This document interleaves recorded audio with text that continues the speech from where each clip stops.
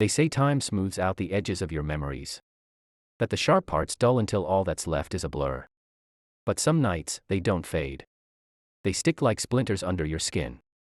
For me, that night is the Winter Carnival of 2013 in Maple Falls, Vermont. Even now, every time snow drifts under streetlights, that memory claws its way back.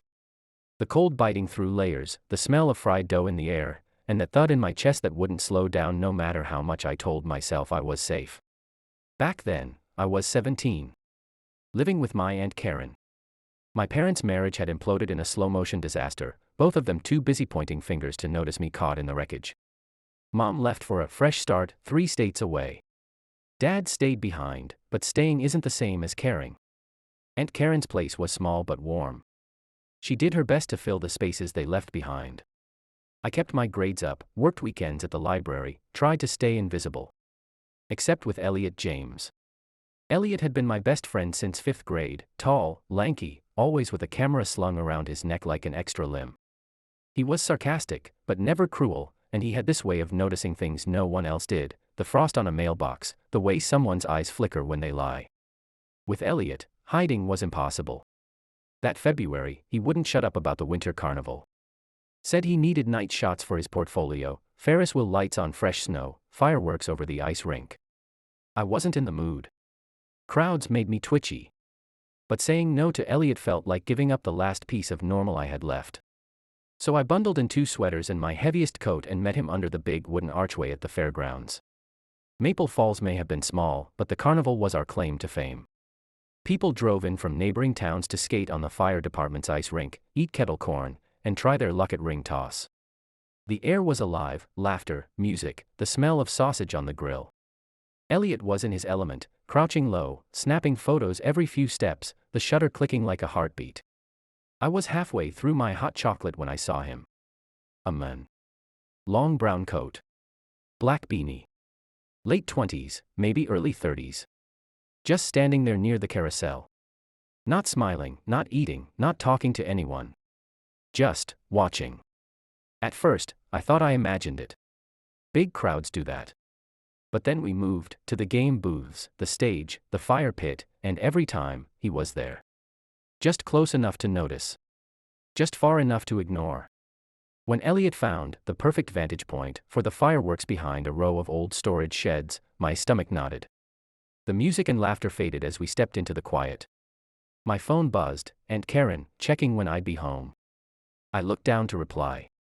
When I looked up, my throat went dry. He was there. The man in the brown coat. Standing half in shadow between us and the nearest light pole. Elliot, I whispered. We should go back. 1 sec, this shot's perfect. He fiddled with his tripod, completely absorbed. Then the man spoke. You two from around here?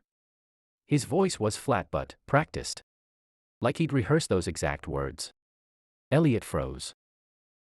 Yeah. The man's gaze slid to me. His eyes locked on like hooks. My skin crawled. You should be careful walking back alone, he said. Some people get lost out here. A loud crack shattered the silence, wood splintering or ice snapping, I couldn't tell. The man's head turned toward the sound. That's when I saw something in his coat pocket. Not smooth like a phone. Bulkier. Heavier. Elliot. Now. My voice was sharp. Urgent. We bolted toward the fairgrounds. I didn't look back. Not until we hit the glow of lights and noise, safe in the crowd. Only then did I realize my hands were shaking. Elliot stopped suddenly, staring at his camera. Look at this. The last photo he'd taken, blurry, but clear enough to see the man. And this time, he was smiling. No, grinning. Wide, teeth bared, like he knew a joke we didn't. And behind him, half hidden in shadow, another figure. We left early. I crashed at Elliot's that night because the thought of walking home alone, no. His mom made popcorn, put on an old movie, but I barely heard it. Every creak in the house made me flinch. A week passed. Then 2. I told myself it was nothing. Just some creepy guy. But then, one afternoon, walking home from the library, I saw him. Same coat. Same unhurried stride. He was halfway down the block. Might have been coincidence. Until he stopped. Turned. Looked right at me. Then walked on. That night, my phone buzzed. 11:42 p.m. Unknown number. You looked cold that night. Dress warmer next time. My chest went tight. I showed Elliot the text. His face drained. Don't respond, he whispered. The next time I saw Elliot, he called me to the diner. He slid a manila envelope across the table. Inside, photos. Grainy. Taken at night. From a distance. Us at the carnival. At the library. Me checking Aunt Karen's mailbox. Always the same angle. Same height. These were in my locker this morning, Elliot said. Something inside me cracked. This wasn't a prank. This was a hunt. The last time I saw the men in the brown coat was April. Snow melting, river thawing. Elliot wanted sunset shots at the old railway bridge. It was empty. Silent. Just us and the hum of water below. We were halfway across when I saw him. Standing at the far end of the bridge. Hands in his pockets. That grin carved across his face. Elliot, I whispered. I see him. His voice was tight. He lifted the camera, snapped 2 shots. The men stepped forward. Slow. Measured. We turned back, legs heavy, the planks groaning under our boots. No running. Just walking, fast. Behind us, his steps matched ours. When we reached the road, I looked back. He was gone. Just an empty bridge stretching into dusk. Scene 8, Aftermath. We went straight to the police. Showed the photos. Told the whole story. They shrugged. No direct threat, no trespassing, nothing they could act on. That night, Elliot called. Said he'd deleted the carnival photo. If we stop looking, he'll stop, he said. I wanted to believe him. A week later, Elliot and his mom moved to Burlington. We still text sometimes. We never talk about that night. As for me, I still live in Maple Falls. I still walk past the fairgrounds every winter. And sometimes, at the edge of the snow-lit dark, I swear I see a tall figure in a brown coat. Standing too still to be anyone in a hurry. Watching. Waiting. You can tell yourself it's nothing. You can explain it away. But when something feels wrong, trust your gut. Because fear might lie to you. But so can comfort. And sometimes, the worst mistake is convincing yourself there's no danger at all. They say every small town has its secrets. Maple Falls, Vermont, was no exception. And if you'd told me 10 years ago that one night at the Winter Carnival would stick with me forever, I would have laughed. But here I am, years later, still remembering the way my hands shook that night. Not because of the cold. I was 17 then, living with my Aunt Karen. My parents' marriage had collapsed like a house of cards in a windstorm.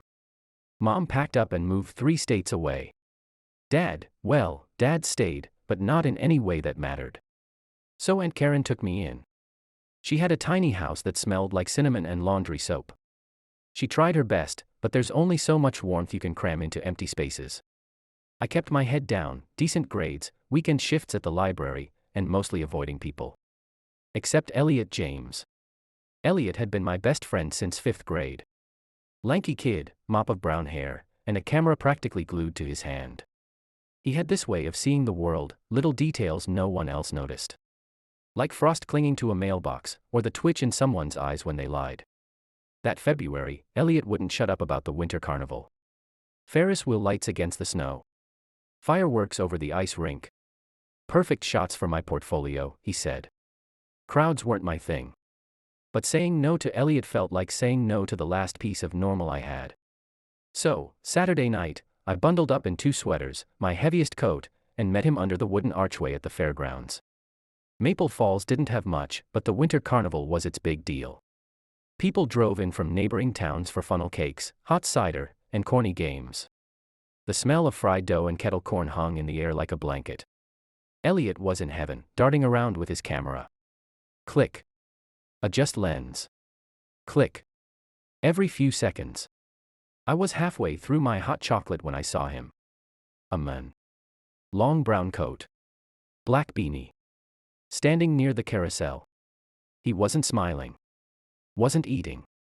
Wasn't talking to anyone. Just watching. And I had this sharp, unmistakable feeling that his eyes were on us. I leaned toward Elliot. You know that guy? He glanced over. Nope. Why? Nothing. Forget it. But I couldn't forget it. Because every time we moved, he moved. By the game booths. By the fire pit. By the stage where the band was playing. When Elliot spotted a perfect vantage point for the fireworks, near a row of old storage sheds, I hesitated. It was quiet there. The laughter and music faded like background noise. My phone buzzed. Aunt Karen, when will you be home? I looked up from replying, and froze. The man in the brown coat was standing in the shadows. Between us and the nearest light pole. Elliot, I whispered. We should go back. 1 second. This shot's perfect. He didn't even look up. The man took a slow step forward. Snow crunched under his boots. There was something deliberate about the way he moved. Then he spoke. You two from around here? His voice was flat. Like someone practicing lines in a mirror. Elliot hesitated. Yeah. The man's gaze slid to me. You should be careful walking back alone, he said. Some people get lost out here. Before I could respond, a loud crack split the air. Wood. Ice. The man turned his head toward the sound, and in that second, I saw something in his coat pocket. Heavy. Not a phone. Elliot. Now. My voice shook. We bolted toward the main fairgrounds. I didn't look back. Couldn't. I could feel his eyes on me like heat on my skin. When we reached the crowd, Elliot stopped, breathless, fumbling with his camera. Look. The last photo he took was blurry, but the man was in it. Standing in the dark. Smiling. No, not smiling. Grinning. And behind him, almost hidden in shadow, another figure. We left early. I slept at Elliot's that night because walking home felt impossible. His mom made popcorn, put on an old movie, but I barely registered it. Every creak in the house made me flinch. For weeks, the photo stayed on Elliot's camera. He'd scroll past it sometimes, his thumb hovering over the delete button. But he never pressed it. About a month later, I was walking home from the library when I saw it, a brown coat across the street. Same slow, deliberate walk. Maybe it wasn't him. Maybe it was just a coat. Until he stopped. Turned his head. Looked right at me. Then kept walking. I locked the door behind me that night and didn't tell Aunt Karen. Didn't want her thinking I was imagining things. Then, late one night, my phone buzzed. Unknown number. You looked cold that night. Dress warmer next time. My chest went tight. I showed it to Elliot the next day. His face went pale. Don't respond, he said. Why not? Just don't. Part 4, The Photos. 2 weeks later, Elliot called me to the diner. He sounded off. When I got there, he was sitting in a booth with a manila envelope in front of him. He slid it across the table. Inside were printed photos. Grainy. Taken at night. From far away. Us at the carnival. Us at the library. Me, at Aunt Karen's mailbox, flipping through letters. These were in my locker this morning, Elliot whispered. No note. No explanation. I stared at the photos. My stomach churned. You think it's him? Elliot nodded. Look at the angle. Always the same height. Same lens. That night, I told Aunt Karen I'd be staying late at the library to help close. She just reminded me to stick to well-lit streets. But the silence didn't keep him away. Early April. Snow melting, air damp and raw. Elliot begged me to come to the old railway bridge for sunset shots. Said he needed the distraction. I didn't want to, but I went. The bridge stretched over black water, steel rusted and groaning under our feet. Halfway across, I saw him. Brown coat. Hands in his pockets. That grin. Elliot, I whispered. I see him, Elliot said, voice tight. He raised his camera, hands trembling. The men stepped forward. slow, deliberate. Another step. And another. There was nowhere to go but back. My legs felt heavy, but I forced them to move. Behind us, the crunch of boots. Halfway to the road, Elliot's shutter clicked twice. Then silence. When we reached the end and turned around, the bridge was empty. We went straight to the police. They glanced at the photos, took notes, said without a direct threat or trespassing, there wasn't much they could do. That night, Elliot called. I deleted the photo, he said. Maybe, if we stop looking, he'll stop. I wanted to believe him. A week later, Elliot and his mom moved to Burlington. Job opportunity, Aunt Karen said. Elliot never told me the real reason. We still text sometimes, but never about that night. As for me, I still live in Maple Falls. Still walk past the fairgrounds in winter. And every so often, at the edge of the snowlit dark, I swear I see him. A tall figure in a brown coat. Standing too still to be anyone in a hurry. Watching. Waiting. You can tell yourself it's nothing. You can try to explain it away. But when something feels wrong, trust your instincts. Fear can lie to you. But so can comfort. And sometimes, the worst mistake you can make is convincing yourself there's no danger at all. Some nights never really leave you. Years pass, you change jobs, lose friends, even become a completely different version of yourself. And yet, one memory stays, quiet, sharp, like a splinter you never pulled out. For me, that night was the Winter Carnival of 2013 in Maple Falls, Vermont. Even now, when snow drifts under streetlights, it comes back. The cold biting through my coat, the smell of fried dough in the air, and the way my pulse refused to calm down, no matter how much I told myself everything was fine.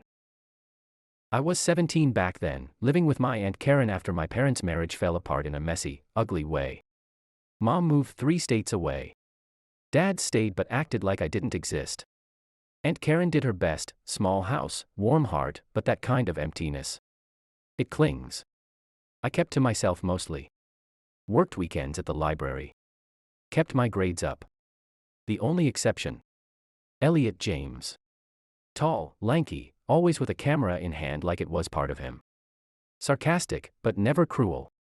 He noticed everything, the frost on mailboxes, the way people's eyes shift when they lie. He made you feel seen. That February, Elliot wouldn't shut up about the Winter Carnival.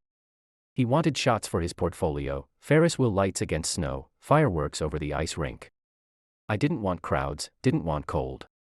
But saying no to Elliot felt like saying no to the last bit of normal in my life.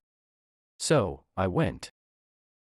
Saturday night, bundled in 2 sweaters and my heaviest coat, I met him under the big wooden arch at the fairgrounds. Maple Falls may have been tiny, but this carnival was its pride. Food stalls lined the paths, the air thick with the smell of kettle corn and grilled sausage.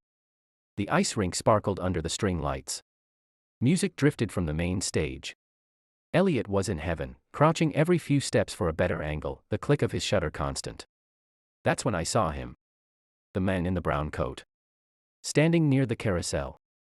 Late 20s, maybe early 30s. Dark beanie pulled low. He wasn't eating, wasn't smiling, just watching. Watching us. I leaned toward Elliot. Do you know that guy? He glanced. Nope. Why? Never mind. I told myself I was imagining it. Crowds can do that. But every time we moved, to the fire pit, the game booths, near the stage, he was there. Always at the edge. Always still. When Elliot found a perfect spot for fireworks near the old storage sheds, my stomach nodded. It was quieter there, away from the music and laughter. My phone buzzed, a text from Aunt Karen, "What time will you be home?" I looked up and froze.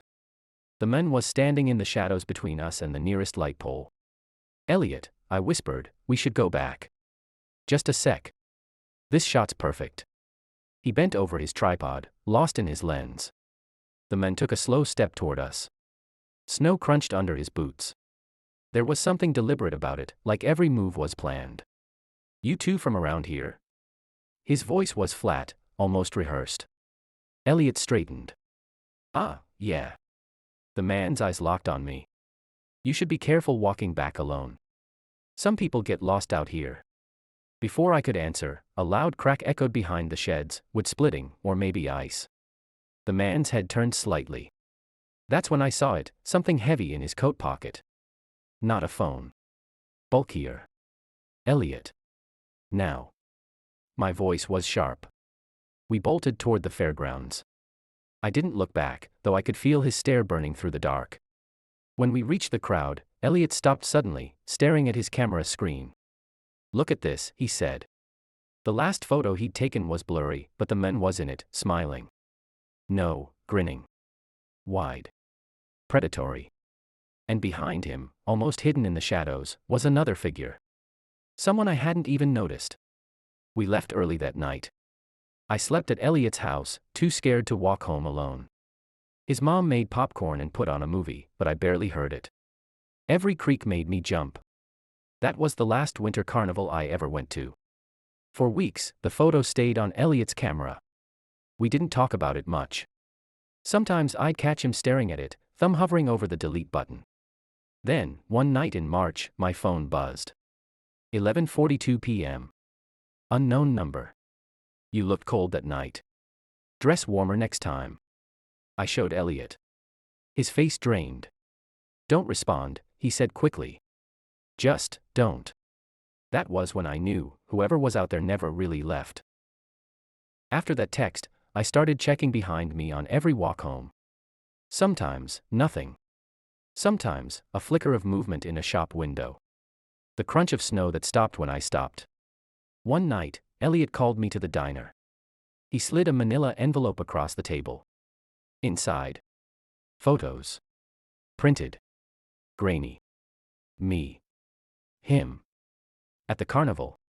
At the library. Walking home. One of me at my aunt's mailbox. "These were in my locker this morning," he whispered. No note. No explanation. The angles were all the same. Distant. Perfectly framed. Whoever this was, they weren't just lurking at public events anymore. They were close. The last time I saw the men was early April, snow melting into slush. Elliot wanted sunset shots at the old railway bridge. We were halfway across when I froze. He was there. Standing at the far end. Brown coat. Hands in his pockets. That grin. "Elliot."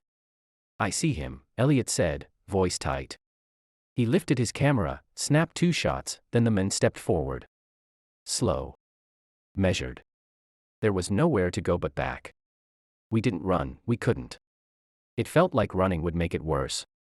Halfway across, I turned. He was gone. Just empty steel and dying light. We went to the police that night. They nodded, said they'd keep an eye out, but without a direct threat. There wasn't much they could do. A week later, Elliot and his mom moved to Burlington. Job opportunity, Aunt Karen said. But I never got the real reason. Sometimes we text. We never talk about that night. I still live in Maple Falls. Still walk past the fairgrounds in winter. And sometimes, at the edge of the snowlit dark, I swear I see a tall figure in a brown coat. You can tell yourself it's nothing. Try to explain it away. But when something feels wrong, trust it. Fear lies sometimes. But so does comfort. And the worst mistake you can make. Convincing yourself there's no danger at all. There are some nights that refuse to fade. No matter how many years pass, they sit in the back of your mind like a splinter you never quite dig out. For me, that night was the Winter Carnival of 2013 in Maple Falls, Vermont. Even now, whenever snow drifts under the streetlights, I feel that same chill, not from the cold, but from the memory. Back then, I was 17 and living with my Aunt Karen. My parents' marriage had exploded in a way that left scars on everyone involved. Mom moved 3 states away, Dad stayed but disappeared into his own world, and I tried to be invisible. Aunt Karen's house was small but warm, and she tried her best to fill the gaps they left behind. I kept my grades up, worked weekends at the library, and mostly kept to myself. Except for Elliot James. Elliot had been my best friend since the 5th grade. Tall, skinny, and always with a camera slung around his neck. He noticed things other people didn't, the way frost gathered on a mailbox or the twitch in someone's smile when they were lying. He had this sarcastic sense of humor that never cut too deep. That February, he wouldn't shut up about the winter carnival. "I need night shots for my portfolio," he said.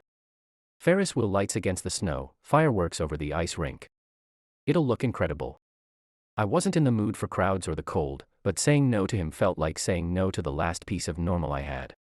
So, on that Saturday night, I bundled into 2 sweaters, pulled on my heaviest coat, and met him under the big wooden archway at the fairgrounds. Maple Falls might be a small town, but the winter carnival was its claim to fame. People drove in from all over, food stalls, game booths, an ice rink glowing under strings of lights. The air smelled like fried dough and kettle corn. Elliot was in heaven, stopping every few feet to snap photos. The click of his shutter was constant. I was halfway through my hot chocolate when I saw him. A man in a long brown coat and a dark beanie. Late 20s, maybe early 30s. He wasn't smiling, wasn't eating, wasn't talking to anyone, just watching. At first, I thought I imagined it, but every time we moved, he was there. By the game booths. Near the fire pit. Off to the side of the stage where the band played. When Elliot dragged me toward a quiet spot near the storage sheds for fireworks photos, my stomach tightened. The music and laughter faded behind us. My phone buzzed, and Karen checking when I'd be home. I looked up from replying and froze.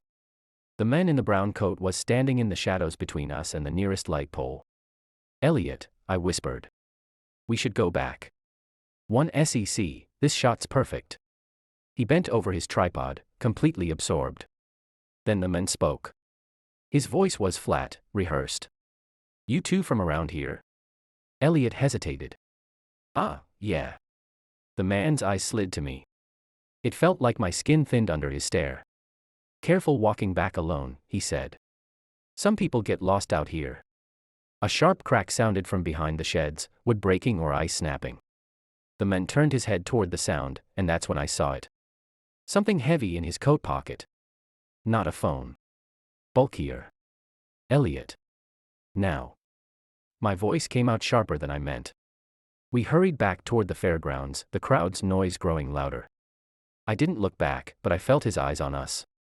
When we reached the main area, Elliot stopped suddenly, staring at his camera screen. "Look at this." The last photo he'd taken was blurry, but the man was in it. Smiling. No, grinning. And behind him, almost hidden in shadow, was another figure. We left early. I stayed at Elliot's house that night. It felt safer than walking home alone. His mom made popcorn and put on an old movie, but I barely noticed. Every creak in the house made me flinch. For weeks after, the photo stayed on Elliot's camera. Sometimes I'd catch him scrolling to it late at night, zooming in until the pixels blurred. Then, one afternoon in March, I got a text from an unknown number. "You looked cold that night. Dress warmer next time." My chest tightened. I showed Elliot the next day. His face went pale. "Don't respond," he said. "Just, don't." But that text confirmed what I'd been feeling for weeks. Whoever was watching us at the carnival never stopped. It didn't matter what route I took home, I always felt eyes on me. Sometimes it was just a flicker in a shop window or footsteps crunching in the snow that stopped when I did. Then Elliot called one night. "Meet me at the diner. Now." He was sitting in a booth when I arrived, camera bag open, a manila envelope on the table. Inside were printed photos. Dozens of them. Grainy. Taken from a distance. Of us. At the carnival. At the library. Me at my aunt's mailbox. "These were in my locker this morning," he said. The photos were all from the same angle, the same height. Whoever it was had been watching us for weeks. The last time I saw the man in the brown coat was a week later, early April. Elliot convinced me to go to the old railway bridge for sunset shots. The place was deserted, just rusted steel over the river, the faint hum of water below. We were halfway across when I saw him. Standing at the far end of the bridge. Hands in his pockets. That grin I'd never forget. "Elliot," I whispered. "I see him." His voice was tight. The man took a slow step toward us. Then another. There was nowhere to go except back the way we came. My legs felt like lead, but I moved. Halfway back, Elliot's camera clicked twice. Then silence. When we reached the road and turned back, he was gone.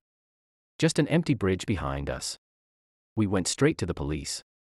They took our statements, glanced at the photos, and said without a direct threat, there wasn't much they could do. A week later, Elliot and his mom moved to Burlington. We still text sometimes, but we never talk about the carnival. As for me, I still live in Maple Falls. I still walk past the fairgrounds in winter. And sometimes, just at the edge of the snow-lit dark, I swear I see a tall figure in a brown coat. Standing too still. Watching. Waiting. You can tell yourself it's nothing. You can explain it away. But when something feels wrong, trust your instincts. Fear might lie to you, but so can comfort. And the worst mistake you can make is convincing yourself there's no danger at all. It's strange how certain nights refuse to fade. Years go by, jobs change, friends drift away, and you become someone entirely different. Yet, one night can stay lodged in your memory like a splinter you never quite dig out.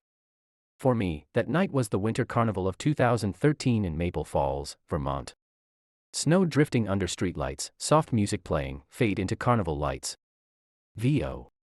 Even now, whenever snow drifts under a streetlight, that memory comes crawling back, the cold biting through my bones, the smell of fried dough in the air, and the way my pulse wouldn't slow down, no matter how much I told myself everything was fine. Scene, teenage bedroom, photos of family, empty spaces, suitcase half. VO. I was 17 then, living with my Aunt Karen.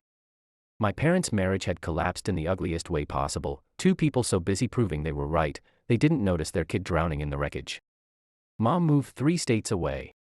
Dad stayed but he wasn't around. So Aunt Karen did her best. Her house was small but warm, and she tried to fill the space they left behind. Cut to, girl walking through small town streets, library job, quiet demeanor. VO.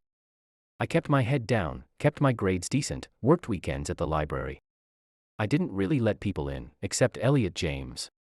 My best friend since 5th grade, lanky, sarcastic, always with a camera hanging around his neck like an extra limb. VO slightly warm, nostalgic. We'd survived the awkward braces years together, built snow forts till our fingers froze. If there was one person who made me feel normal, it was him. Part 2, the carnival night. Cut to, carnival lights glowing in the snowy dark, people laughing. VO. Elliot had been talking about the winter carnival for weeks. He wanted night shots for his portfolio, Ferris wheel lights against the snow, fireworks over the ice rink. I wasn't in the mood for crowds, but saying no to him felt like saying no to the last piece of my childhood. So that Saturday night, bundled in 2 sweaters and my heaviest coat, I met him under the big wooden archway at the fairgrounds. Camera pans across the fair, fire pits, cotton candy, Ferris wheel spinning. VO. Maple Falls might have been a small town, but the Winter Carnival was our claim to fame. People drove in from 2 counties over just to eat kettle corn and play ring toss. Elliot was in his element, darting from one spot to another, crouching for better angles, the click of his shutter almost constant. Camera slow pans to a man in a long brown coat, face partly shadowed, watching. VO lower tone, uneasy. I was halfway through my hot chocolate when I saw him, a man in a long brown coat and a dark beanie. He wasn't smiling, wasn't talking to anyone. Just watching. And I swear his eyes were on us. Cut to POV shot, Elliot distracted with his camera. VO. I leaned toward Elliot and asked if he knew him. He didn't. I told myself it was nothing, big crowds can play tricks on you. But every time we moved, he was there. By the game booths. Near the fire pit. Off to the side of the stage where the band played. Always at the edge of the light, always watching. Scene, quiet row of old storage sheds, snow crunching under boots. When Elliot found the perfect spot for fireworks near the old storage sheds, my stomach twisted. It was quieter out there, the music fading behind us. That's when my phone buzzed. A text from Aunt Karen asking when I'd be home. I looked down for 2 seconds, and when I looked up. Cut, the man in the brown coat steps from the shadows, slow deliberate movement. He was standing between us and the nearest light pole. Elliot, I whispered, we should go back. But Elliot just kept fiddling with his tripod. The man spoke, his voice flat, like he'd been practicing the words. You two from around here? Elliot answered. The man looked at me. His eyes didn't blink. Then he said, "Be careful walking back. Some people get lost out here." Sharp sound cue, crack of wood breaking behind the sheds. The man turned his head toward the sound. And that's when I saw it, in his coat pocket. Not a phone. Bulkier. Heavier. My voice cracked when I said, "Elliot. Now." Fast-paced sequence, running back toward the crowd, breath visible in cold air. We didn't stop till we hit the main fairgrounds. My hands were shaking so bad I almost dropped my drink. Elliot stopped suddenly, staring at his camera screen. "Look at this," he said. The last photo he'd taken, blurry but clear enough. The man was in it, smiling. Not just smiling. Grinning. And behind him, almost hidden in the shadows, another figure. Flash of eerie photo on screen, heartbeat sound rising. I told him we needed to tell security. He shrugged it off. Probably a prank. But he didn't delete the photo. And neither of us laughed. Scene, bedroom, phone buzzing at night, unknown number. A week later, I got a text from an unknown number. It said, "You looked cold that night. Dress warmer next time." My chest went tight. I showed Elliot. His face drained. That's when the following started. Footsteps in the snow behind me. Shadows in shop windows. Sometimes nothing. Sometimes, not nothing. Then came the photos. Printed. Left in Elliot's locker. Shots of us at the carnival, at the library, walking home. One of me checking mail at my aunt's house. Whoever this was, they weren't just lurking at the fair anymore. They were in our neighborhood. Part 7, The Last Encounter. Scene, rusted railway bridge at sunset, isolated and quiet. The last time I saw the man was in April. Snow was melting. Elliot had convinced me to shoot sunset photos at the old railway bridge. We were halfway across when I saw him, standing at the far end. Hands in his pockets. That same grin. Elliot's voice was tight when he said, "I see him." Slow motion steps, metal creaking, echo of boots on steel. There was nowhere to go but back. We ran. The man didn't chase us, he just walked, slow, deliberate, like he knew he didn't have to hurry. We hit the road and turned back, he was gone. Ending, the uneasy truth. Scene, empty fairgrounds in winter, faint figure in the distance. VO quiet, reflective, fading into eerie tone. We went to the police. They said without a threat, there was nothing they could do. A week later, Elliot moved to Burlington. We don't talk about it anymore. But every winter, when I walk past those fairgrounds, sometimes, at the edge of the snowlit dark, I see a figure in a brown coat. Standing too still to be anyone in a hurry. Watching. Waiting. Fade to black, text on screen, trust your instincts. Fear might lie to you. But so can comfort. And sometimes, the worst mistake is convincing yourself there's no danger at all.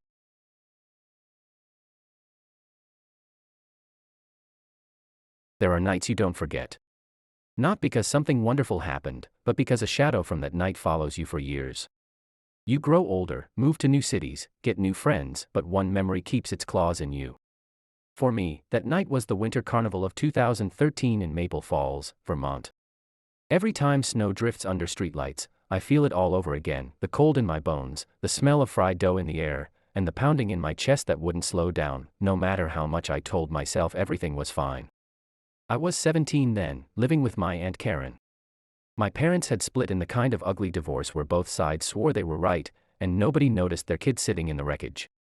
Mom moved 3 states away. Dad stayed behind but didn't call. Aunt Karen did her best, small house, warm meals, soft smiles. I tried to stay invisible, kept my grades decent, worked weekends at the library, avoided trouble. The only exception was Elliot James. My best friend since 5th grade. Tall, skinny, camera always hanging around his neck like an extra limb. Elliot had this way of noticing things, like the frost on a mailbox or when someone's lying. He made you feel seen, even when you didn't want to be. That February, Elliot wouldn't shut up about the winter carnival. He wanted night shots for his portfolio, Ferris wheel lights against snow, fireworks over the rink. I wasn't in the mood for crowds or freezing wind, but saying no to Elliot felt like giving up the last piece of normal I had. So, I bundled up in 2 sweaters, my heaviest coat, and met him under the big wooden arch at the fairgrounds. Arriving at the carnival, warm tone shifting to uneasy. Maple Falls was tiny, but the winter carnival was its crown jewel. People came from all over, rows of food stalls, kids laughing near the fire pits, the smell of kettle corn and grilled sausages drifting in the air. Elliot was in his element, crouching for the perfect shot every 2 steps. The click of his camera shutter became the soundtrack of my night. I was halfway through my hot chocolate when I saw him. A man in a long brown coat and a dark beanie. Late 20s, maybe early 30s. Standing near the carousel, not smiling, not eating, not talking. Just watching. At first, I thought I imagined it. Crowds mess with your head, right? But then, every time we moved, to the game booths, to the fire pit, to the band stage, he was there. Always far enough away to make excuses, close enough that I felt his eyes. When Elliot spotted the perfect vantage point for fireworks, a quiet row of old storage sheds, I felt my stomach twist. It was darker there, the music faint behind us. My phone buzzed, Aunt Karen asking when I'd be home. I glanced down, typed soon, and looked up. He was there. The man in the brown coat. Standing between us and the nearest light pole. Elliot, I whispered, my throat tight. We should go back. 1 sec, he said, bent over his tripod, focused like we weren't standing in a horror movie. The man took a slow step toward us. Snow crunched under his boots. Each step deliberate, like it had been planned. You two from around here? His voice was flat. Too flat. Like someone practicing a line in the mirror. Elliot hesitated. Yeah. The man's gaze slid to me. It was the kind of stare that makes your skin feel thinner. You should be careful walking back alone, he said. Some people get lost out here. Before I could respond, a loud crack split the air, wood breaking or ice snapping behind the sheds. The man's head turned toward the sound, and for a split second, I saw something in his coat pocket. Not the shape of a phone. Bulkier. Heavier. Elliot. Now. My voice came out sharper than I meant. We bolted back toward the fairgrounds. I didn't look back, but I could feel his eyes burning into me. When we finally hit the crowd, Elliot stopped dead. Look, he said, shoving his camera at me. The last photo he'd taken, blurry, but clear enough. The man was in it. Standing in the dark, grinning. And behind him, almost hidden by shadow, another figure. We told ourselves it was nothing. Just a weird guy. We went home. I stayed at Elliot's that night.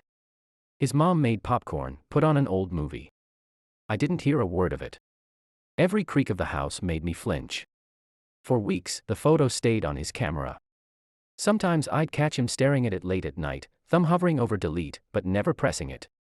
Then, a month later, walking home from the library, I saw it. A long brown coat across the street. Head bent. Moving with that same slow, deliberate walk. It might not have been him. Coats like that aren't rare. But when he reached the corner, he stopped. Turned his head. Looked right at me. Then he kept walking. I didn't tell Aunt Karen. Didn't want her thinking I was making things up. But then came the text. 11:42 p.m. From an unknown number. You looked cold that night. Dress warmer next time. My chest went tight.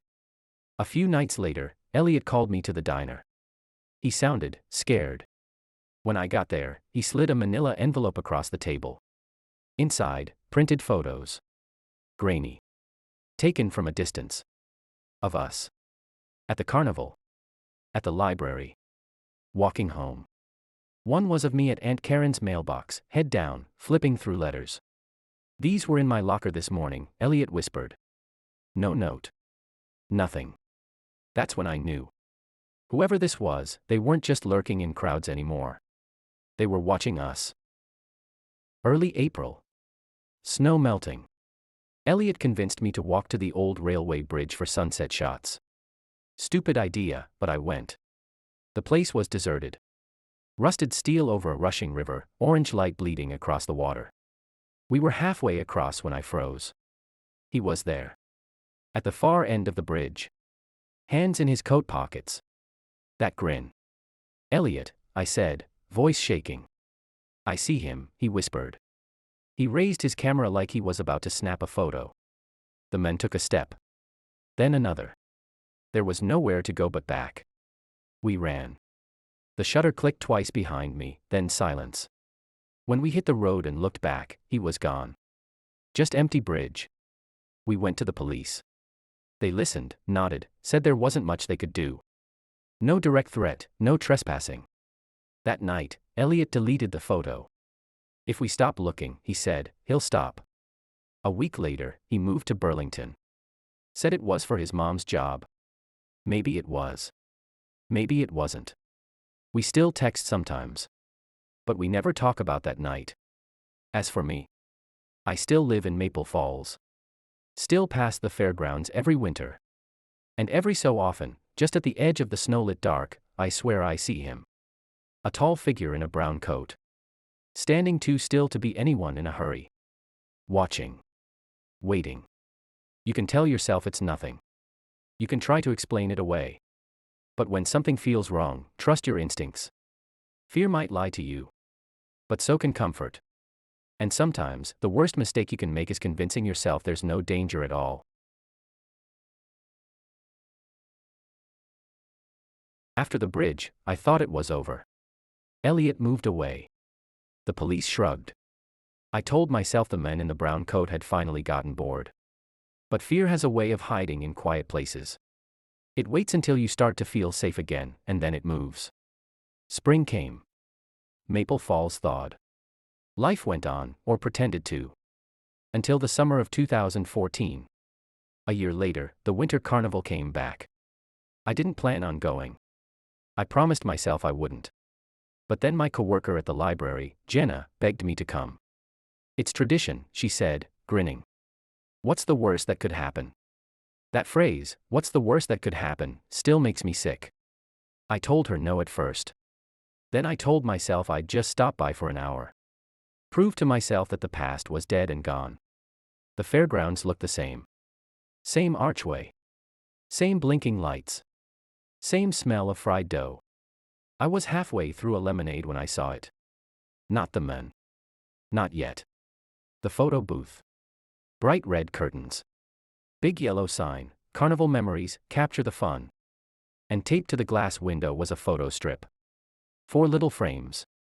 2 kids making faces at the camera. Behind them, barely visible in the corner of the last frame, a man in a brown coat. I left early that night. Told Jenna I felt sick. When I got home, I checked my phone. Missed call. Unknown number. Then a text. Welcome back.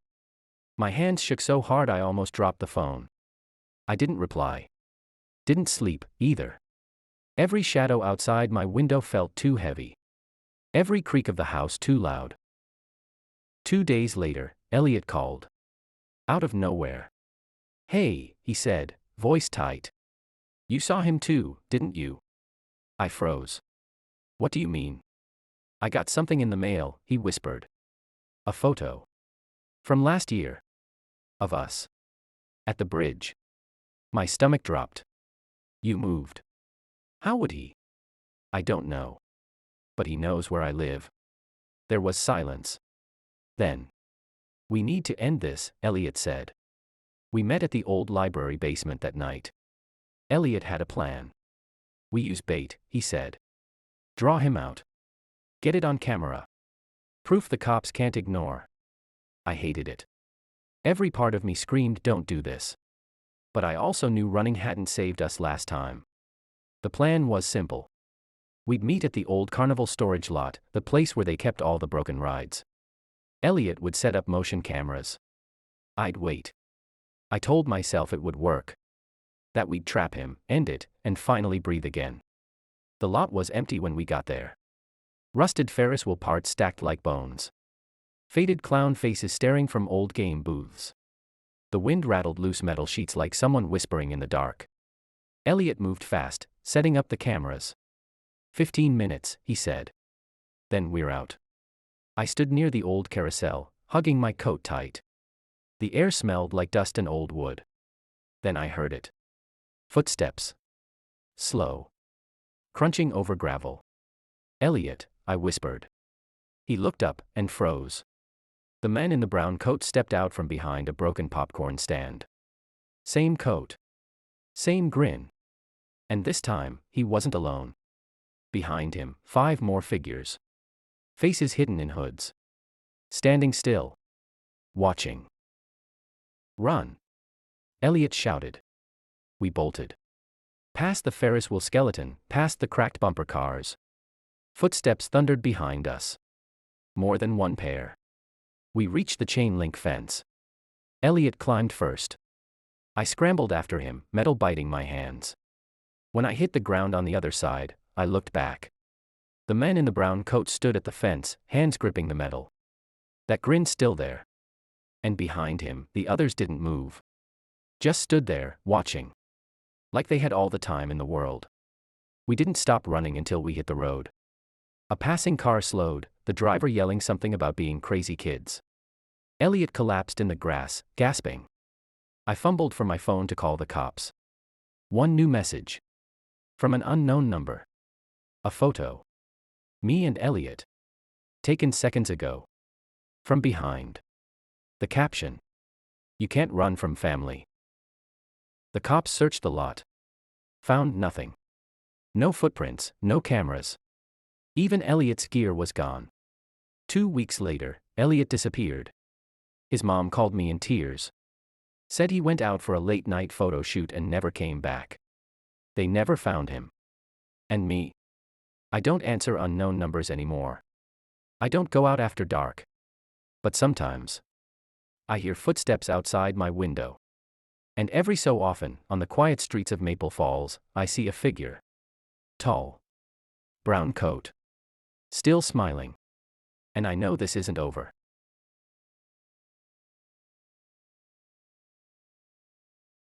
Some nights never leave you. No matter how many years pass, no matter how many times you try to convince yourself it was nothing, you still remember. For me, that night was the Winter Carnival of 2013 in Maple Falls, Vermont. Every time snow drifts under streetlights, it all comes rushing back. The cold, the music, the smell of fried dough, and the men in the brown coat. I was 17 back then, living with my Aunt Karen. My parents' marriage had exploded in the kind of messy disaster where both sides swore they were right, and neither noticed the kid in the middle. Mom moved 3 states away. Dad stayed but didn't seem to care if I was okay. So Aunt Karen took me in. Her house was small but warm, and she tried her best. I kept my grades decent, worked weekends at the library, and mostly kept to myself, except for Elliot James. He'd been my best friend since 5th grade. Tall, awkward, always with a camera slung around his neck. Elliot noticed everything, the frost on a mailbox, the way people's eyes shifted when they lied. Being around him made you feel seen. That February, Elliot wouldn't shut up about the Winter Carnival. He wanted night shots for his portfolio, Ferris wheel lights against snow, fireworks over the ice rink. I wasn't in the mood for crowds, but saying no to Elliot felt like saying no to the last piece of normal I had. So that Saturday night, I bundled up and met him under the big wooden archway at the fairgrounds. Maple Falls was tiny, but the Winter Carnival was its claim to fame. People came from all over, food stalls, fire pits, skating rink, the smell of kettle corn and grilled sausages everywhere. Elliot was in heaven, crouching for angles, snapping pictures like his life depended on it. I was halfway through my hot chocolate when I noticed him. A man. Long brown coat, dark beanie. Late 20s, maybe early 30s. He wasn't smiling, eating, or talking, just standing still, watching. And I swear his eyes were on us. You know that guy? I whispered to Elliot. He glanced, shrugged. Nope. Why? Never mind. I told myself it was nothing. Crowds make you paranoid, right? Except every time we moved, he was there. Near the game booths. By the fire pit. Off to the side of the stage. Never too close, never too far. When Elliot suggested we check out the fireworks from a quiet spot near the old storage sheds, my stomach dropped. It was darker there, the music fading behind us. My phone buzzed, Aunt Karen asking when I'd be home. I looked up and froze. The man in the brown coat was standing between us and the nearest light pole. Elliot, I whispered. We should go back. 1 second. This shot's perfect, he said, hunched over his tripod. Then the men stepped forward. Slow. Deliberate. "You two from around here?"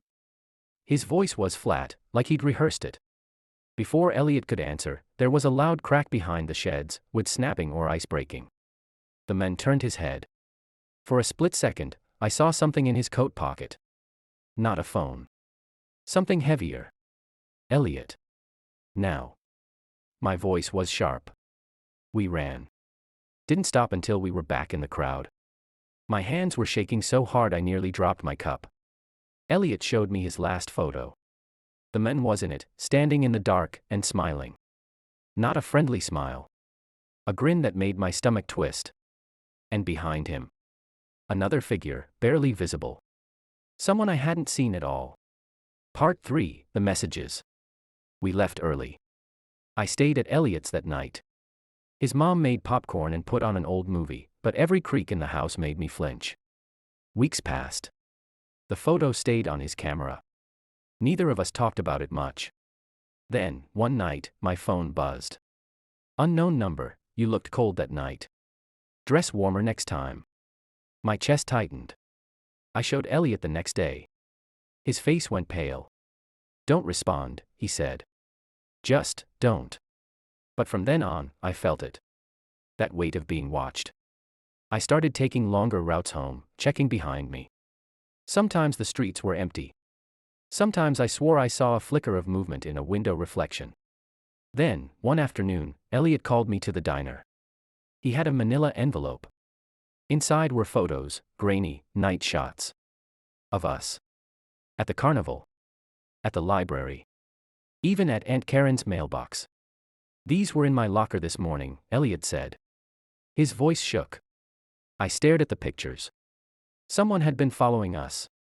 4 weeks. The last time I saw the man in the brown coat was April. Snow was melting. Elliot convinced me to walk to the old railway bridge for sunset shots. Bad idea. The place was empty, just rusted steel and the hum of water below. Halfway across, I saw him, standing at the far end of the bridge, hands in his coat pockets. That same grin. "Elliot," I whispered. "I see him." His voice was tight. He raised his camera, but the men started walking. Slow. No shouting. Just, coming. There was nowhere to go except back. My legs felt like lead. Halfway to solid ground, I heard Elliot's shutter click twice. Then stop. When I finally turned around, the man was gone. Just empty bridge. We went to the police. They said without a direct threat, there wasn't much they could do. Elliot deleted the carnival photo that night. "If I stop looking, maybe he'll stop," he said. I wanted to believe him. A week later, Elliot and his mom moved to Burlington. We still text sometimes, but we never talk about that night. I still live in Maple Falls. Every winter, I pass the fairgrounds. And sometimes, just at the edge of the snow-lit dark, I swear I see him. Standing too still to be anyone in a hurry. Watching. Waiting. You can tell yourself it's nothing. You can explain it away. But when something feels wrong, trust your gut. Fear lies. Comfort lies. But instincts, they're usually right. Outro hook. If you ever find yourself at a quiet carnival at night, and you notice someone watching you, don't ignore it.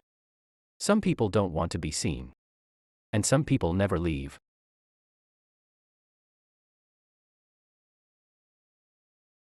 Some nights never let you go.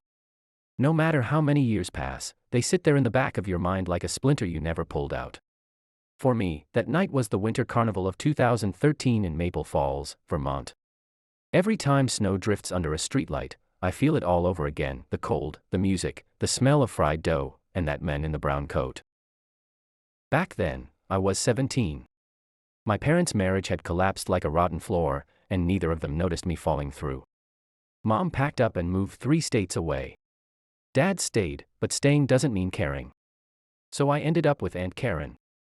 Her house was small, warm, smelled like cinnamon and laundry detergent. She tried her best to make me feel safe, and for the most part, she did. But safe is a fragile thing. You only realize how fragile when it shatters. I kept my grades up, worked weekends at the library, and mostly kept to myself, except for Elliot James. Elliot had been my best friend since 5th grade.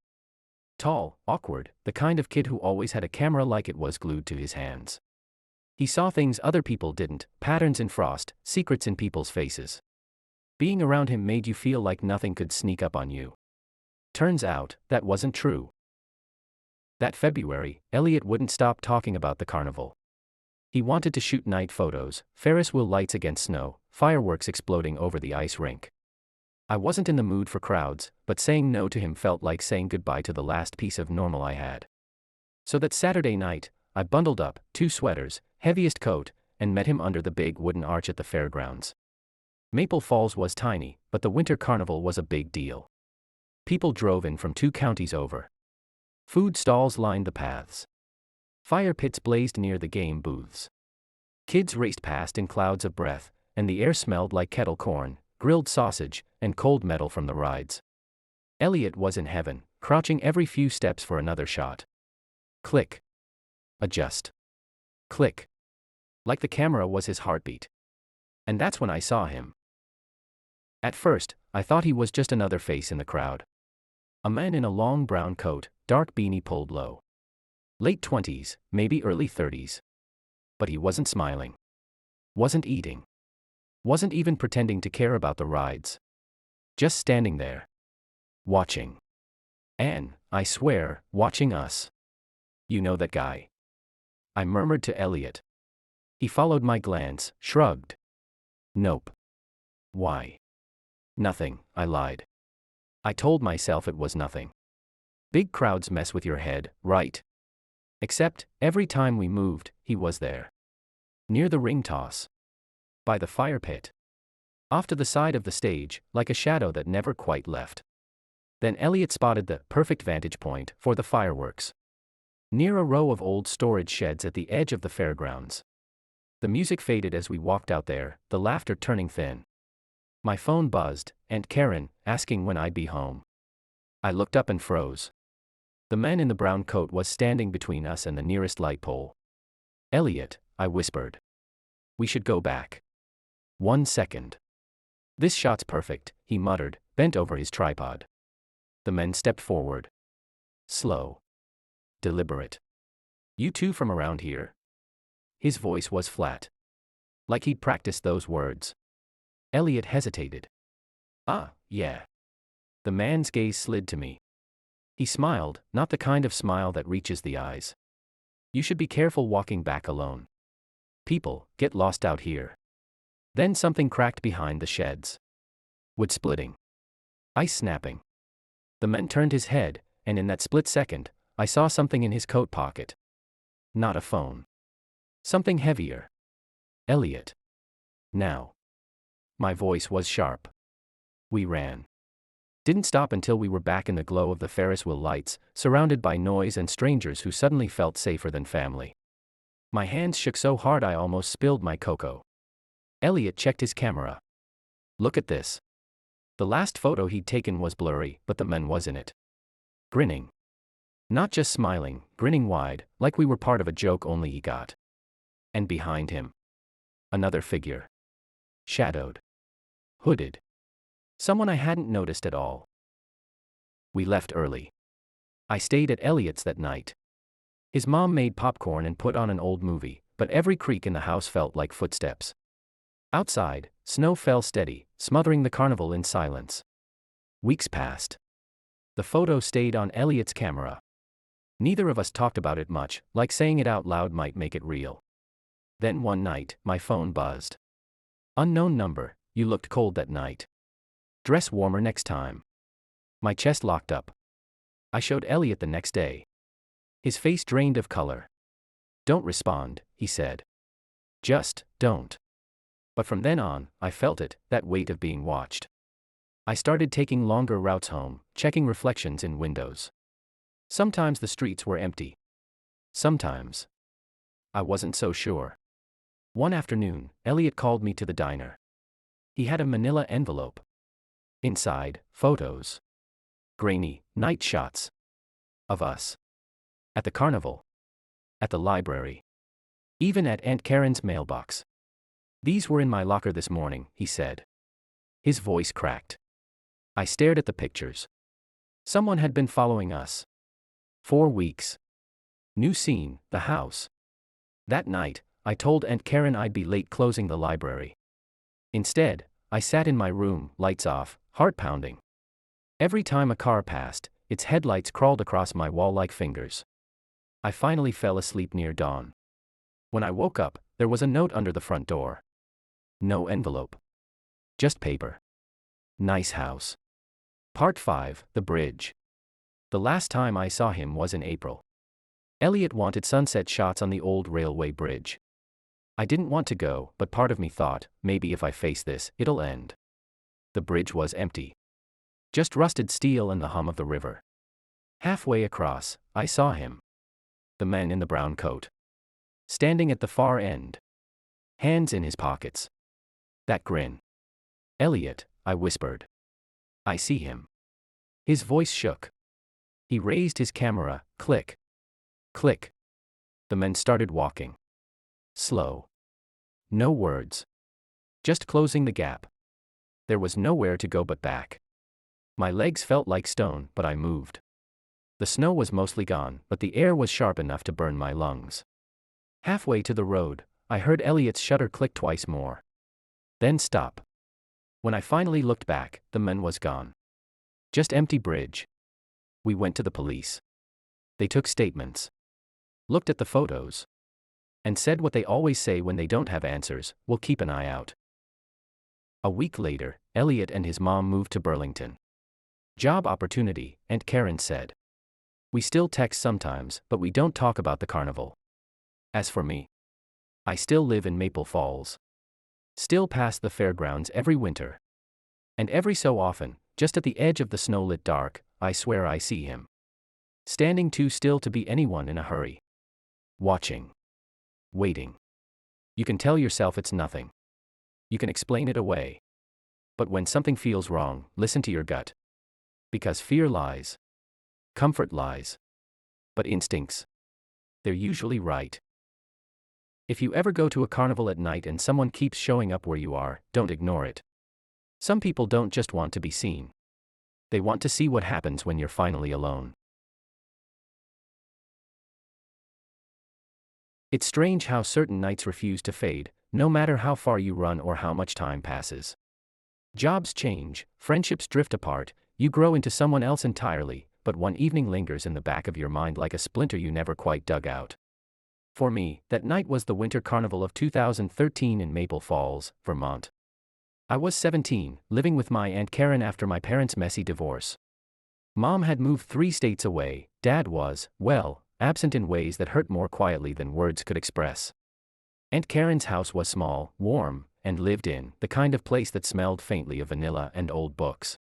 She tried to fill the emptiness, but I mostly kept to myself, good grades, weekends at the library, and quiet evenings reading on the couch. Except for Elliot James. He'd been my closest friend since 5th grade. Tall, lanky, always carrying a camera as if it were a part of him. Sarcastic, but never cruel. He had a way of noticing things, the frost creeping along a mailbox, the flicker in someone's eyes when they lied, that made you feel like nothing could escape him. That February, he wouldn't stop talking about the Winter Carnival.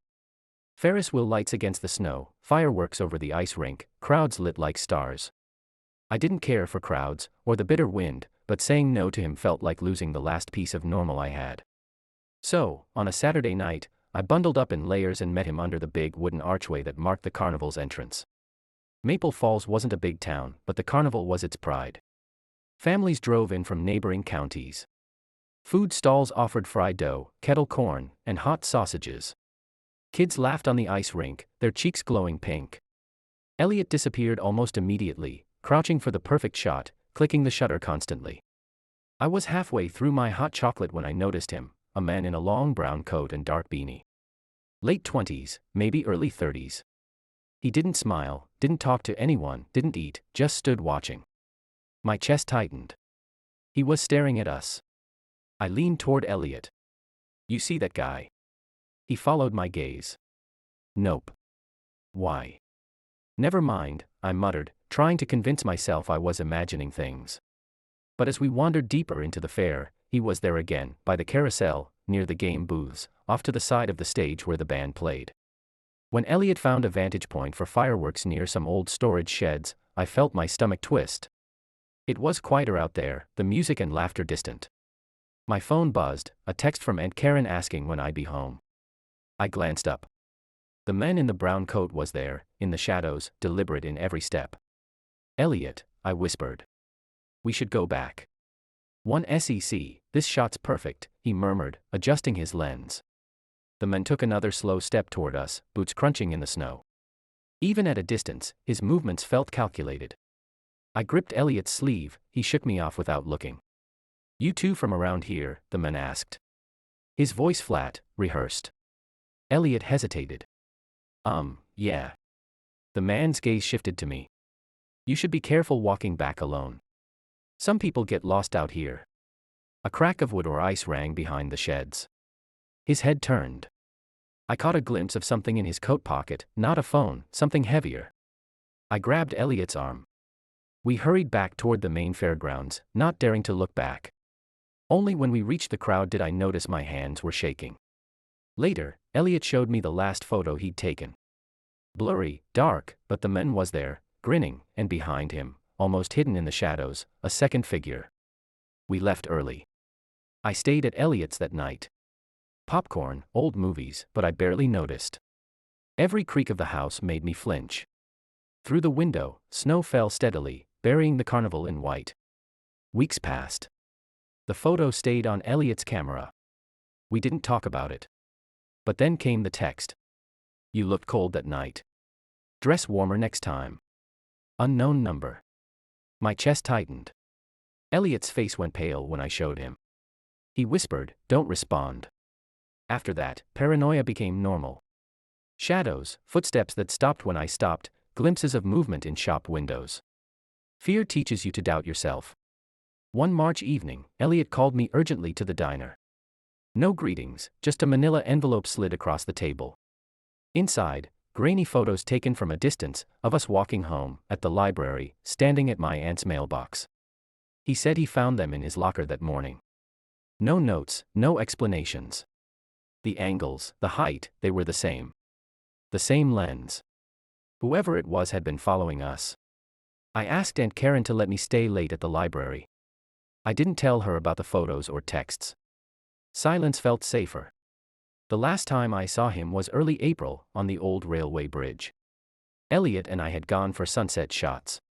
The man stood at the far end, hands in pockets, the setting sun casting his face in shadows. That grin.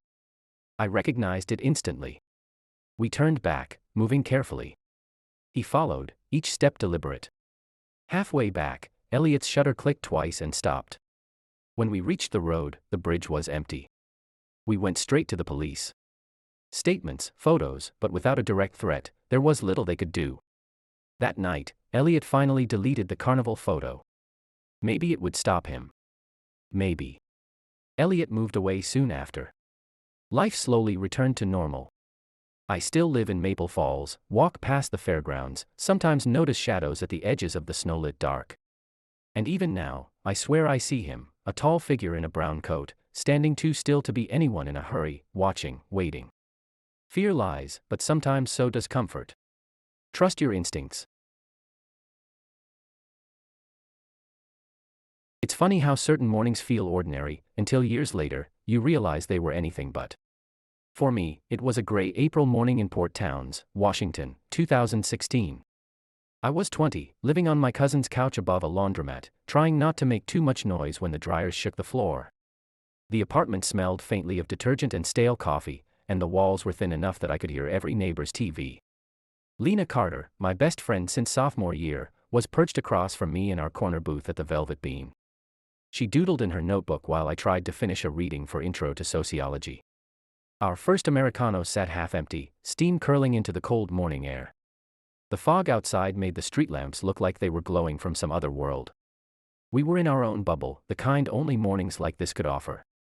The door jingled, and in walked a couple in their mid-30s, dressed too sharply for a foggy town morning. Between them, a little girl no older than 8 clutched a faded stuffed rabbit.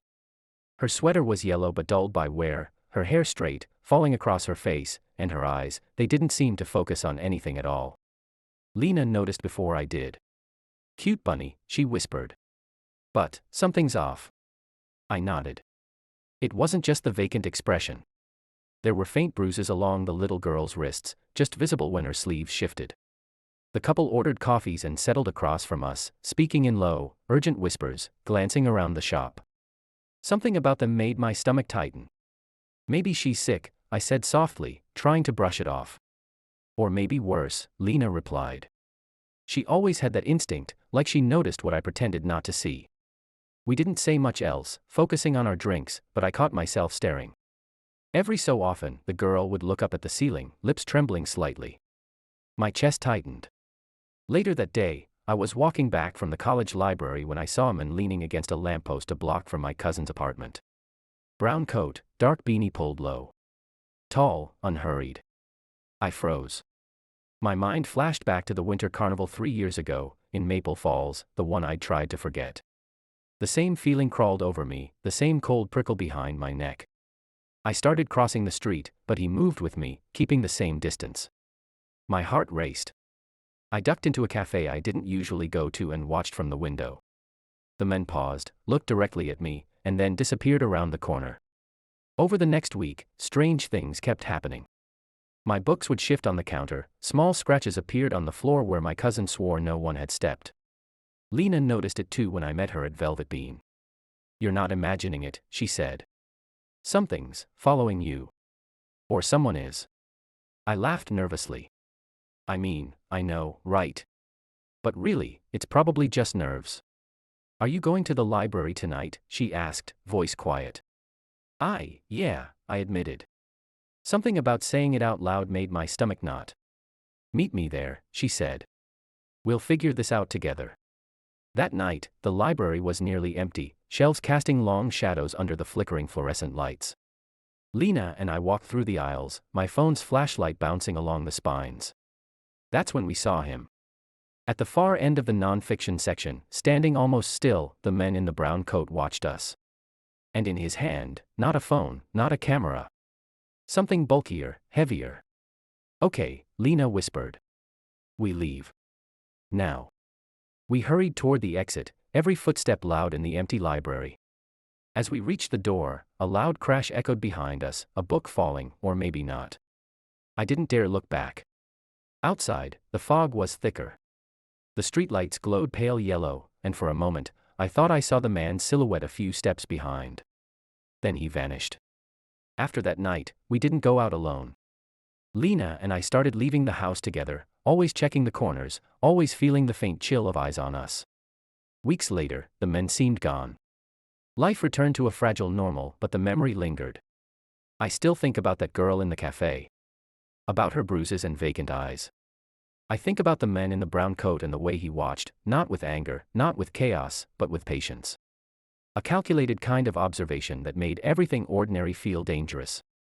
Even now, years later, walking past the Velvet Bean or the quiet streets of port towns, I glance over my shoulder.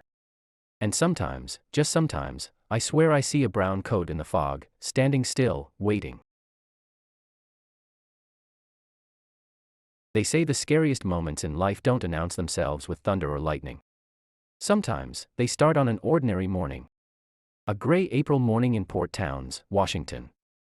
2016. I was 20 then. No money, no real plan, just living on my cousin's couch above a laundromat.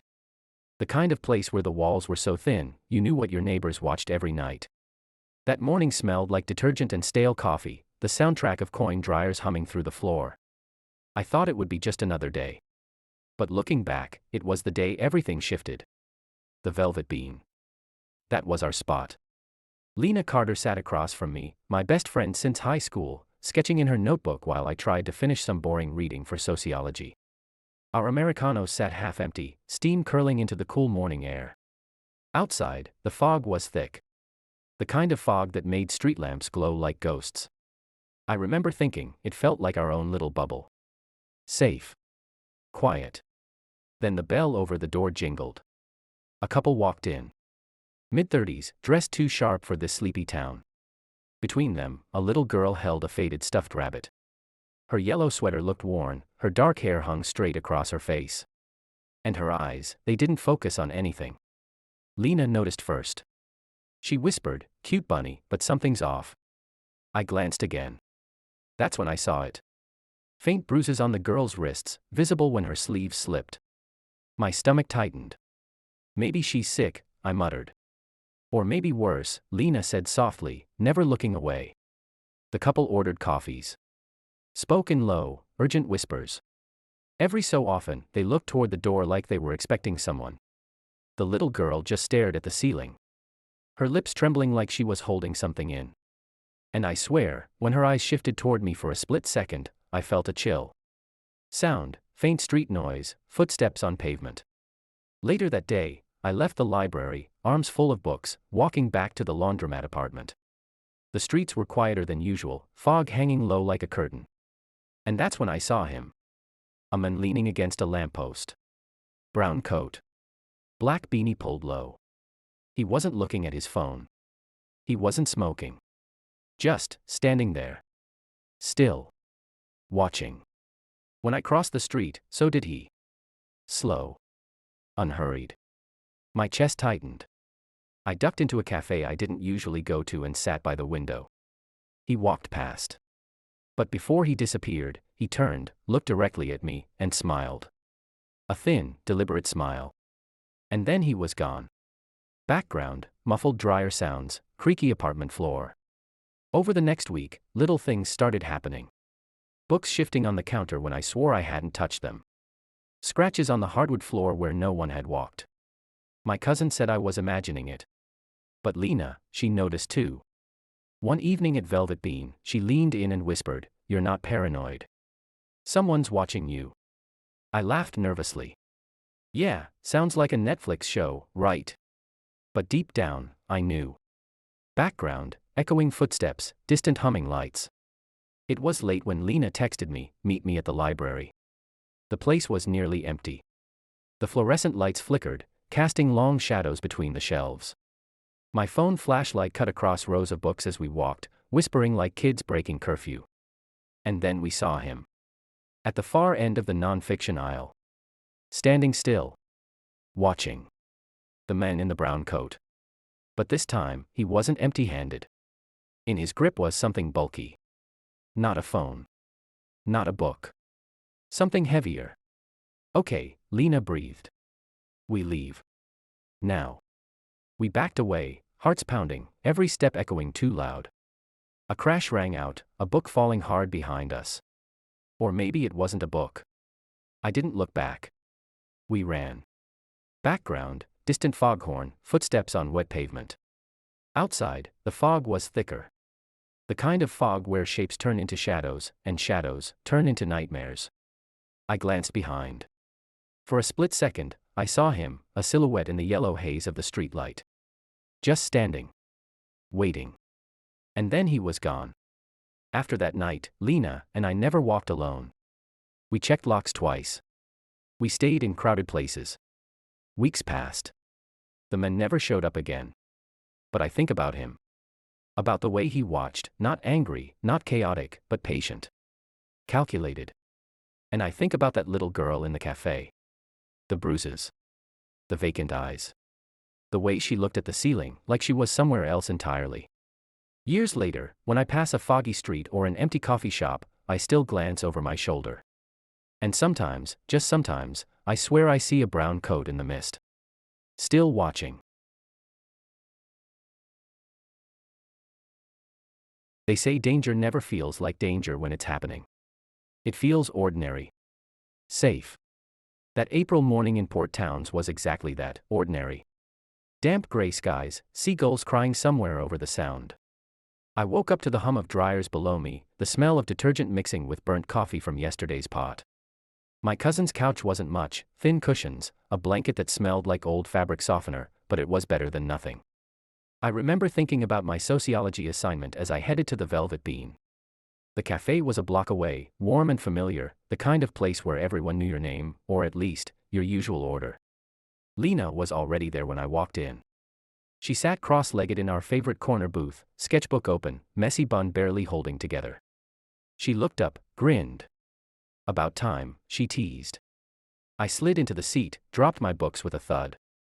Sorry. The dryers decided to play earthquake again. She laughed, pushing a steaming Americano toward me. Fuel up. You look like death warmed over. I took a sip, savoring the bitter heat. Outside, the fog pressed against the windows like a living thing, swallowing the street. For a while, it was just us, the sound of pencils scratching, pages turning, the soft hiss of the espresso machine. And then the bell above the door jingled. They came in like shadows. A man and a woman, mid-30s, dressed sharp, too sharp for port towns on a Tuesday morning. Between them, a little girl clutched a faded rabbit, fur worn down to strings. Her sweater was yellow once. Now it was a tired shade of mustard. Her hair fell straight across her face, and her eyes, they didn't focus. Not on the door. Not on the floor. Just, nothing. Lena's pencil froze midline. See that, she whispered without looking at me. See what? The kid. Look at her wrists. I glanced, and my stomach tightened. Thin bruises, barely visible when her sleeves slipped back. I swallowed hard. Maybe she's sick. Lena shook her head, voice low. Or maybe something worse. The couple ordered coffees, voices tight, whispering words I couldn't catch. Every few seconds, they glanced at the door like they were waiting for someone. The girl didn't move. Didn't speak. Just stared at the ceiling like she was searching for something only she could see. And then, for half a second, her eyes shifted. Landed on me. Cold washed over me like I'd been plunged into the bay. Later that day, I was heading back from the library, arms full of books. The fog was heavier now, curling around street signs, swallowing sound. That's when I saw him. A man in a brown coat. Tall, still. Leaning against a lamppost like he'd been waiting for me. His beanie was pulled low, hiding his eyes, but I felt them. Felt them pinning me to the pavement. When I crossed the street, he did too. Slow. Casual. Like he had all the time in the world. My pulse spiked.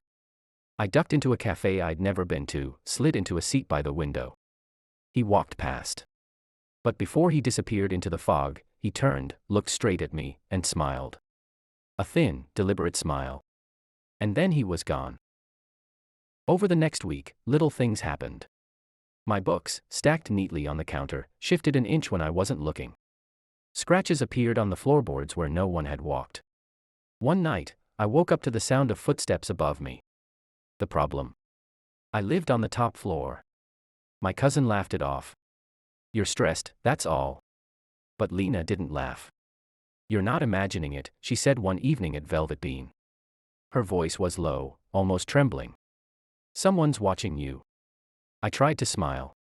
Tried to make a joke. Yeah, okay, Netflix docuseries vibes. Love that for me. But deep down, I believed her. It was late when Lena texted, meet me at the library. Now. I didn't ask why. Just went. The place was almost empty, rows of shelves casting long, skeletal shadows under flickering lights. Our footsteps echoed like we weren't supposed to be there. Why here? I whispered. Because, Lena said, her voice tight, if he's following you, he'll show up. My stomach nodded. We walked the aisles, my phone flashlight slicing through the dark. That's when Lena froze, her grip crushing my arm. I followed her gaze. At the far end of the non-fiction section stood the man in the brown coat. Watching us. But this time, he wasn't empty-handed. In his fist was something heavy. Black. Boxy. Okay, Lena whispered, her breath quick, we leave. Now. We backed away, every step loud as a gunshot in the empty library. Then, crash. A book hit the floor behind us. Hard. I didn't look back. We ran.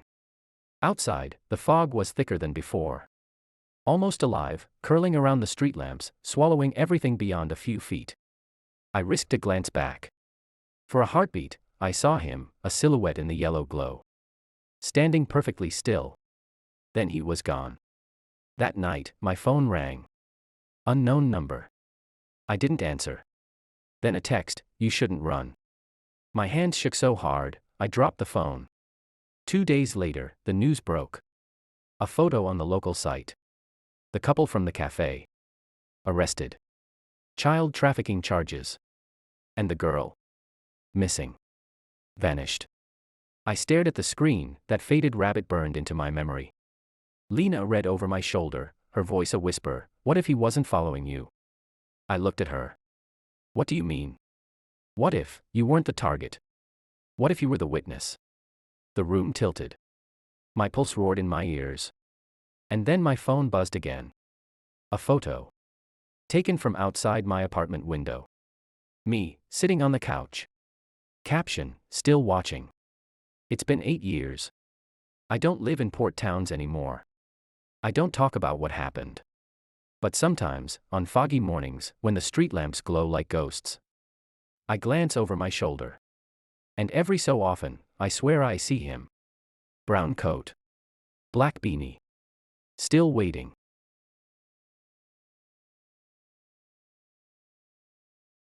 It's strange, isn't it?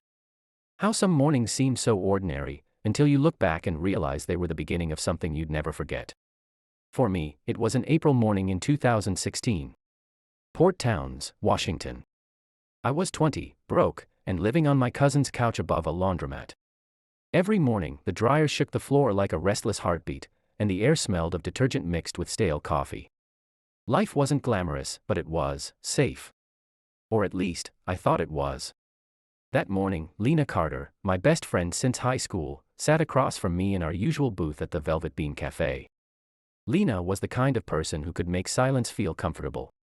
She was doodling in her notebook while I struggled through a chapter for Intro to Sociology. Our Americano sat half empty, steam curling into the cold air like ghosts. Outside, the fog was so thick it made the street lamps glow like something from another world. It was peaceful, one of those mornings where you feel tucked away from everything. And then, the door jingled. A couple walked in. Mid-30s, overdressed for a foggy town morning. With them, a little girl, maybe 8, maybe younger, clutching a faded stuffed rabbit. Her sweater was yellow but washed out and frayed at the cuffs. Her straight hair hid half her face, and her eyes. Her eyes didn't focus on anything. Lena noticed first. She leaned across the table and whispered, "Cute bunny." But, something's off. I glanced again and saw it, faint bruises along the girl's wrists when her sleeves shifted. My chest tightened. The couple ordered coffee and sat across the room, speaking in low whispers, like they didn't want anyone to hear. Every few seconds, they scanned the shop. I tried to brush it off. "Maybe she's sick," I murmured. "Or maybe worse," Lena replied. Her voice was steady, but her grip on the pen tightened. We didn't talk much after that. I kept my head down, but my mind wouldn't let it go, the vacant stare, the bruises. Something wasn't right. Later that day, I was walking back from the college library when I saw him. A man leaning against a lamppost a block from my cousin's place. Brown coat. Black beanie pulled low. He was tall, still, like he was waiting for something, or someone. I froze. There was this feeling. Like my body recognized him before my brain did. The same cold, crawling feeling I'd had 3 years ago at the Maple Falls Winter Carnival. The one night I'd tried to forget. I started crossing the street. And so did he. Not fast, not slow, just matching my pace. My heartbeat roared in my ears. I ducked into a cafe I'd never been to before and pressed myself to the window, watching. The man paused at the corner, looked straight at me, and then disappeared into the fog. I told myself it was nothing. Just a guy walking home. Just my imagination. But then, things started happening. Books moved on their own. Little things, scratches on the floor, a chair slightly out of place. My cousin swore he hadn't touched anything. I wanted to believe it was nothing, stress, sleep deprivation, but Lena didn't buy it. "You're not imagining this," she said one night at Velvet Bean, her voice low, eyes darting to the window. "Someone's following you." I laughed, because what else do you do? But deep down, I knew she was right. That night, she asked, "Are you going to the library again?" I hesitated. "Yeah." "Then meet me there," she said. "We'll figure this out." The library was nearly empty. Rows of books stretched like endless corridors under flickering fluorescent lights. Shadows spilled between the aisles. We walked together, my phone's flashlight sweeping across titles. The quiet was so heavy it felt alive. And then we saw him. At the far end of the non-fiction section. The man in the brown coat. Standing perfectly still. Watching us. He wasn't holding a phone. Not a book. Something heavier. Bulkier. Lena's hand clamped on mine. Okay, she whispered. We leave. Now. Our footsteps echoed like gunshots as we hurried for the exit. Then, a crash behind us. A book hitting the floor. Or, something else. I didn't look back. Couldn't. Outside, the fog was thicker than ever. The streetlights glowed like dying suns. For a split second, I saw a silhouette in the mist, just standing there. And then it was gone. After that, Lena and I never went anywhere alone. Every corner, every shadow felt like eyes. Days passed. Then weeks. The man disappeared. Or maybe, he just stopped letting us see him. Life crept back to normal. Fragile, like glass you pray won't break. But I never forgot that little girl in the cafe. Her bruises. Her empty stare. I never forgot the man in the coat, the way he looked at us. Not like a stranger. Not like a killer. Something worse. He watched us the way a hunter watches the woods. Patient. Silent. Certain. And even now, years later, walking past the Velvet Bean or through the foggy streets of port towns, I glance over my shoulder. Because sometimes, just sometimes, I swear I see a brown coat in the mist. Standing still. Waiting. Weeks passed after that night in the library. The foggy streets of port towns went back to being normal. Or at least, that's what I told myself. But then, strange little things started happening again. Not dramatic things, just off. Like one morning, I woke up to find my phone on the kitchen counter when I was sure I'd left it charging by the couch. My keys ended up in the bathroom sink. And once, just once, I swear I heard footsteps outside the apartment at 2 a.m. Slow. Careful. I told Lena, of course. She listened, brow furrowed, tapping her pencil against her notebook like she always did when she was thinking hard. Could be a stalker, she said finally. Or, something else. Something else. I asked, half laughing. She didn't smile back. That night, she pulled something out of her backpack, a printout. A missing persons report. It was the little girl from the cafe. Her name was Sophie. 8 years old. Last seen 2 weeks before that morning. My stomach dropped. Her parents reported her missing, Lena said, voice tight. But the couple we saw. They weren't her parents. At least, not the ones on this report. I stared at the photo. Same yellow sweater. Same stuffed rabbit. And suddenly, I couldn't breathe. Why didn't we say something that day? I whispered. Lena didn't answer. She didn't have to. After that, sleep became impossible. Every shadow in the fog looked like a brown coat. Every creak in the building sounded like footsteps. Then came the night I saw him again. It was almost midnight. I was walking home from my shift at the campus coffee shop, headphones in, trying to drown out the silence with music. But then, I felt it. That prickling on the back of your neck when someone's watching you. I turned. And there he was. Half a block behind me.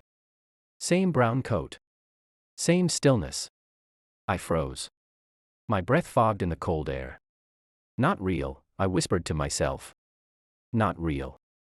But then he started walking. Slow. Measured. Like he knew exactly how fast to go to keep me terrified. I bolted. I ran through side streets, cutting between buildings, my lungs burning. I didn't look back until I reached the laundromat. Slammed the door. Locked it. And for a while, nothing. Silence. Until a soft scrape at the window. I turned, heart in my throat, and saw nothing. Just the fog outside, pressing against the glass like a living thing. The next day, Lena came over. I told her everything. She didn't laugh. She didn't call me paranoid. Instead, she said something that made my skin crawl. What if this isn't about you? I frowned. What do you mean? What if you just got too close to something you weren't supposed to see? Like Sophie. Like the couple. Her eyes met mine, steady, unblinking. What if he's making sure you stay quiet?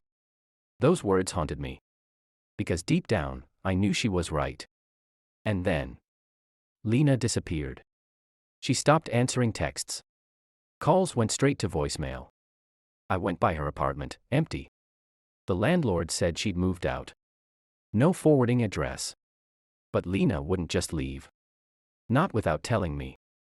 That night, there was an envelope slipped under the door. No return address. Just one word on the front in block letters, stop. Inside, was Lena's notebook. The pages were torn, smudged, but one line stood out. He waits in the fog because the fog hides what he takes. And then, a Polaroid. Lena. Bound. Gagged. Eyes wide with terror. My hands shook so hard the photo slipped from my fingers. That was the moment I realized, this wasn't just someone watching me. This wasn't random. It was a game. And I was next.